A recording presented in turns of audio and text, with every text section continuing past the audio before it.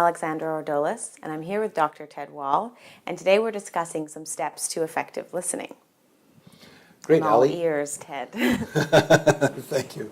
Well, listening is a very important skill. As you know, we've talked about that in an earlier video on the importance of listening, and I told some of my stories about how I'm not that great a listener. But basically, what we're going to look at is really three aspects of effective listening. Giving people your full attention. Secondly, listening to really understand what they're trying to say to you and how to respond appropriately during the conversation with people. Okay. In terms of give people your full attention, what I think is important there is when you pay attention to the other person, you're really showing your respect for that person. You're acknowledging that person and really indicating to them that you're interested in what they have to say, and you really want to really understand what the message they're trying to convey. When you're doing that, I think it's important to try to keep an open mind, okay, to look at it in as open a way as you possibly can. How can you listen with an open mind? Well, I think the first thing is to be aware that all of us have biases. We come in, especially if it's a topic that's a bit emotional to you, you're going to have a certain kind of bias. So I think checking your biases and just thinking through what's my position on this so that you know your position, and then saying to yourself, I have to be careful that I'm not only pushing my position, but that you really are interested in where the other person is coming from. That's what I mean by listening with an open mind. Okay. It's not easy, but being able to check your biases can really make quite a difference. The other thing is, when you come in and discuss in that way, don't try to prejudge where the direction of the conversation would go. Okay. Very often, when you listen to people and they come to you with a problem, they don't want necessarily a solution from you. They can often, by discussing it with you and openly sharing with you their ideas, they can solve their own problem. Okay, and so that's why it's very difficult, this idea of prejudging where it's going. Allow people to really, control the flow, if you want, of the conversation by really listening to them as effectively as you possibly can. Okay. The other point that I would say is, and the second point, is the listen to understand, okay? To really and truly understand what the person is saying. And the first important rule there is not to interrupt the other person. And there is a big danger in doing that, okay? I don't know about you, but I'm sometimes very keen to share my ideas with the other person, and by doing that, I cut the other person off. But sometimes it can be quite tricky to control that if someone's speaking about something that inspires you and you want to act on it, speak your mind. I'm often sometimes afraid that I'm going to forget what I'm thinking of, so I want to get it out immediately. It's very true. And there's the enthusiasm aspect of it. There's the idea of not forgetting what you want to say, that you want to build on the other. And some conversations you can do that. It's quite easy, and the person will accept that.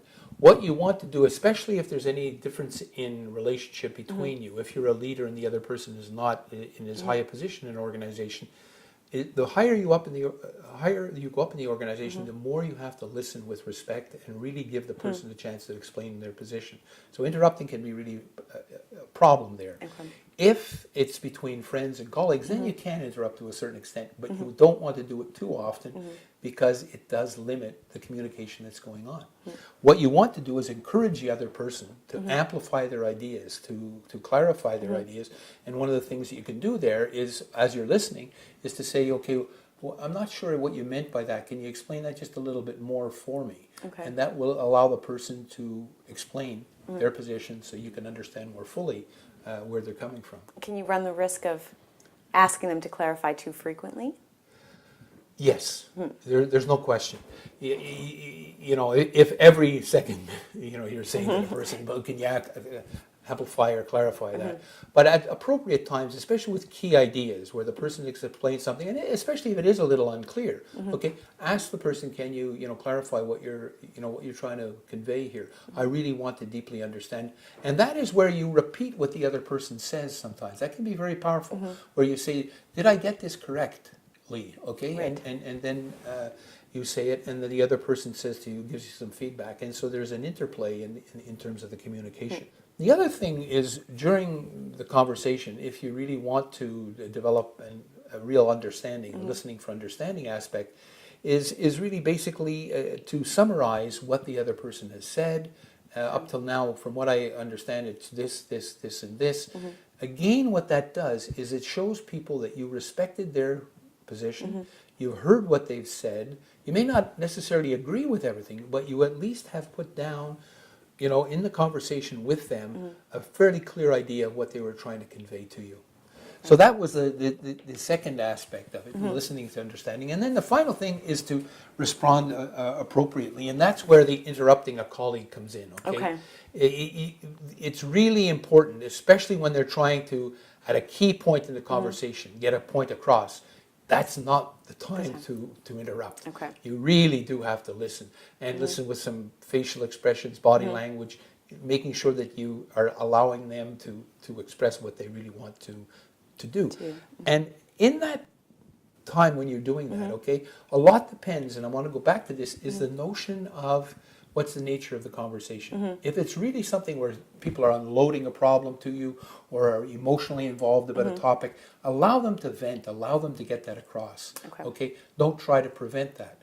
And as I said earlier, it's very, very important to allow people, especially if they have a problem, to discuss it more fully with you and describe it as fully as possible, because very often they'll solve their own problems.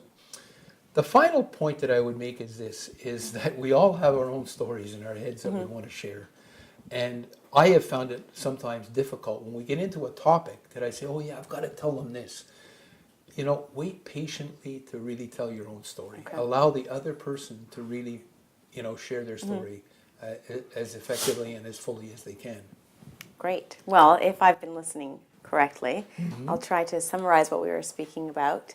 So to really pay attention to who's speaking, to listen to understand, and then to respond appropriately, not interrupting, letting them finish their story. And those three, they may, you know, it's not, you can't, it's not a formula too much. It's really basically some guidelines that say to yourself, okay, if I do these things, I have a good chance of having a fairly effective conversation with somebody. And being a better listener. Absolutely. Great. Thanks, Ted. Thank you very much.